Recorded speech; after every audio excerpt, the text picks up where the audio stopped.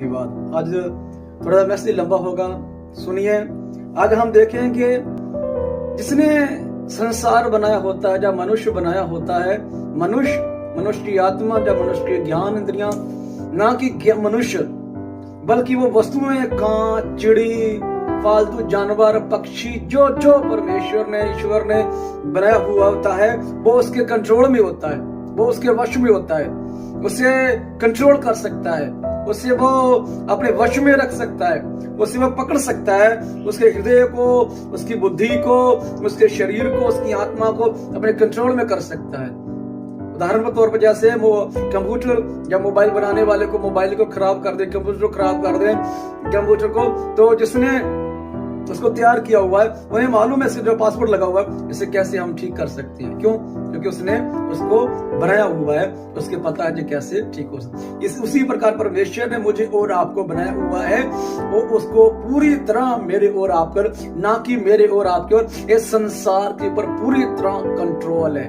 ये पूरी तरह परमेश्वर के वश में, कंट्रोल में संसार, जो कुछ हो रहा है, होने वाला है, होगा, सब परमेश्वर के ओर से प्रभु ही कर। मेरे कहने के मतलब कांच, चिड़ी, जानवर, पक्षी, प्राणी, जो भी है, ये सब परमेश्वर के सृजे हुए हैं, परमेश्वर के अधीन में है, परमेश्वर इनको वश में रखता है। इन्हीं बातों को देखेंगे। मेरे कहने का मतलब ये है कि जो परमेश्वर होता है, संसार को चलाने वाला होता है, संसार को बनाने वाला होता है, संसार की वस्तुएं भी उसके वश में होती है। यदि परमेश्वर, प्रभु यीशु मसीह परमेश्वर है, तो ये संसार की चीजें, संसार की वस्तुएं, संसार के प्राणी, संसार के हर एक वस्तु उसके कंट्रोल में भी होनी चाहिए। यही बातें हम बाइबल में से देखेंगे। आइए हम परमेश्वर का वचन को सीखें।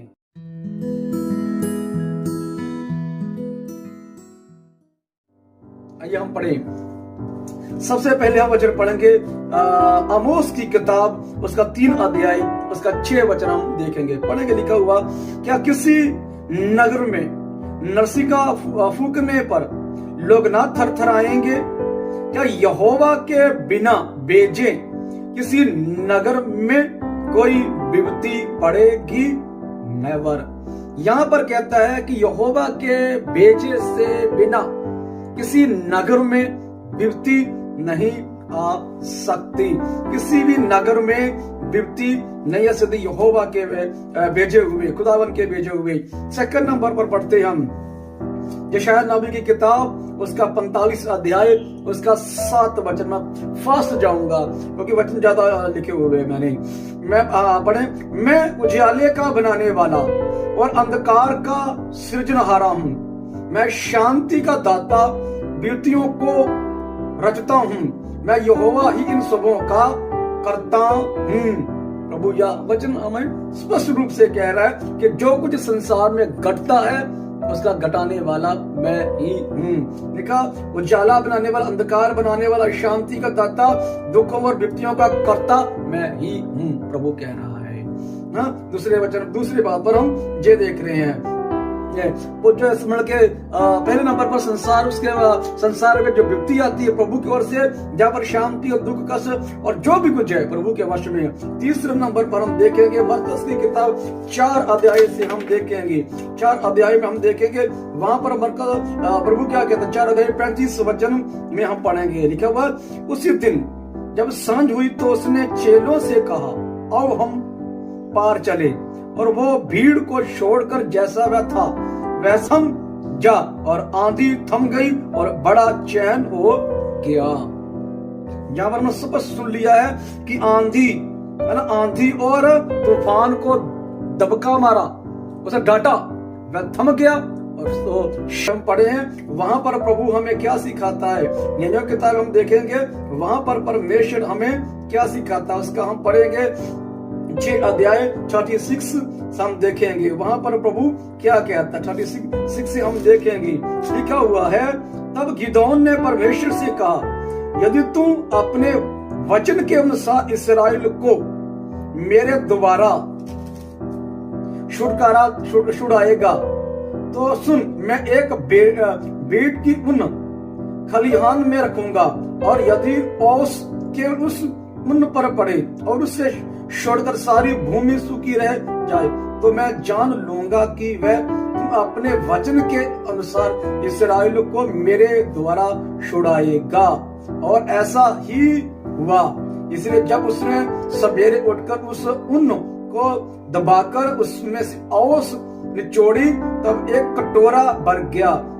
फिर गिदोन ने परमेश्वर से कहा, यदि मैं एक बार फिर कहूं तो तेरा क्रोध मुझ पर ना भड़के, मैं इस उन से एक बार और भी तेरी परीक्षा करूंगा, अर्थात केवल उन ही सूखी रहे और सारी भूमि पर ओस पड़े। उस रात को परमेश्वर ने ऐसा ही किया, अर्थात केवल उन ही सूखी रह गई और सारी भूमि पर ओस पड़ी। ओस तरेल, जो घास पर तरेल पड़ती, ओस पड़ती है, तरेल जिसे कहते हैं, है ना। ओस जो पानी सा होता है, पानी सा होता है। जब हम खेती में देखते हैं, अगर घास के ऊपर देखते हैं, लिखा गया है कि मैं बर्तन को रखूंगा, पवित्र वचन का ऊन लाऊंगा, ऊन लाऊंगा तो सिर्फ ऊन ही क्या होगी, गिल्ली हो, बाकी सूख जाए। तो वैसा ही हुआ। दूसरे दिन कहता है सिर्फ ऐसा, प्रभु ने वैसा ही दूसरे दिन किया। सारी भूमि भीग गई और ऊन वही अकेली सूखी रह गई।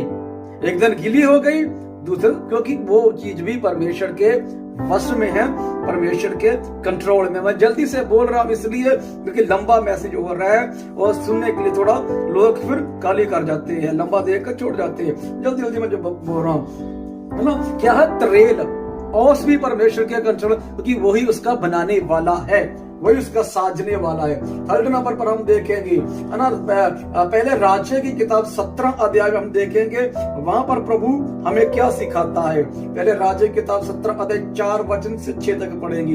लिखा हुआ है, उसी नाले का पानी तू पिया कर, और मैंने कौवे को आज्ञा दी है कि वो तुझे वहां खिलाए। यहोवा का जे वचन मान कर वह यरदन के पूर्व में करीत नामे नाले में जाकर छिप रहा, और सवेरे और सांझ को कौवे उसके पास रोटी और मांस दया करते थे, और वह नाले का पानी पिया करता था। यहाँ पर कौवा, परमेश्वर ने अपने दास एलिया, उसका नाम है, एलिया को कहा पूरी इस्राएल में काल पड़ा हुआ है, लेकिन उसको कहता है कि तू खाएगा और पानी पिएगा। पानी के पास रहने के लिए उसने तंबू लगा लिया। तो कहता है मैंने कौवे को आज्ञा दी हुई है, सुबह और शाम को तुझे रोटी और मांस दिया करेगा। तो लिखा गया सुबह और शाम को कौवा उसे मांस और रोटी लाता था। कितने समय? बाइबल कहती साल भर, जब तक पानी सूख नहीं गया, जब तक पानी सूख नहीं गया, प्रतिदिन वो लाता रहा, प्रतिदिन सुबह और सांझ को क्या होता रहा, वह लाकर आता रहा। कौन? कौवा, क्योंकि कौवे का भी सृजने वाला परमेश्वर है। मेरे कहने का मतलब ये है कि जिसने बनाया होता है वो वस्तुएं और चीजें उनके कंट्रोल में होती है, वो चीजें उनके वश में होती है। और भी हम बातों को देखेंगे। लूका का सुसमाचार 5 अध्याय 4 वचन हम देखेंगे। वहां पर क्या चीज, वस्तु, कौन सी वस्तु परमेश्वर के कंट्रोल में है, कौन सी चीज प्रभु के कंट्रोल में। 4 से 6 तक जब बातें कर चुका तो शमौन से कहा, गहरे में ले चल और मछलियां पकड़ने के लिए अपने जाल डालो। शमौन ने उसको उत्तर दिया, हे स्वामी, हमने सारी रात मेहनत की और कुछ ना पकड़ा, तो भी सुने, तो भी तेरे कहने से जाल डालूंगा। जब उसने ऐसा किया तो बहुत मछलियां घेर लाए और उनके जाल फटने। वहां पर हम पढ़ेंगे 21 अध्याय देखते हैं, मत्ती समाचार 21 अध्याय हम देखते हैं, वहां प्रभु हमें क्या सिखाता है। 21 अध्याय का हम पढ़ेंगे 18 वचन, 18 से लेकर 20 तक पढ़ेंगे। लिखा हुआ वहां पर, भोर को जब वह नाव को लौट रहा था, उसने भूख लगी। सड़क के किनारे अंजीर का एक पेड़ देखकर वह उसके पास गया और पत्तों को छोड़ उसमें कुछ ना पाया। उससे कहा, अब से तुझे फिर कभी फल ना लगे। अंजीर का पेड़ तुरंत सूख गया। जे देख चेलों को अचंभित हुआ। उन्होंने कहा, जे अंजीर का पेड़ तुरंत कैसे सूख गया? Praise God. जहां पर प्रभु को लिखा हुआ, भोर को उठा, नगर में बाहर निकला तो भूख लगी, अंजीर के वृक्ष के पास गया, पत्तों के सिवा कुछ ना पाया, तो उसने क्या कह दिया? उसे श्राप दिया कि आज से तुझे कभी कोई फल नहीं लगेगा। पवित्र शास्त्र कहता है, तभी वह वृक्ष, वो अंजीर का वृक्ष सूख गया। तभी उसी समय जब प्रभु ने ये बातें, क्यों? क्योंकि ये भी उसके वश में है। बाइबल में हम पढ़ सकते हैं, जब जोना की किताब पढ़ते हैं, वहां लिखा हुआ है कि परमेश्वर ने जोना के पास एक ऐसा वृक्ष उगाया, पूरी तरह एक ही पल में वृक्ष उगा दिया, दूसरे पल में ही वृक्ष को कीड़ा लगा दिया। लिखा, एक रात में वृक्ष उगा, सुबह रहा, और दूसरी रात को वृक्ष को कीड़ा लग गया, वो जड़ तक कीड़ों से सूख गया। क्योंकि परमेश्वर के कंट्रोल में ये चीजें भी है, ये वस्तुएं प्रभु के कंट्रोल में भी है, ना कि ये वाली और भी बातें हैं जो परमेश्वर के कंट्रोल में है, परमेश्वर के वश में है।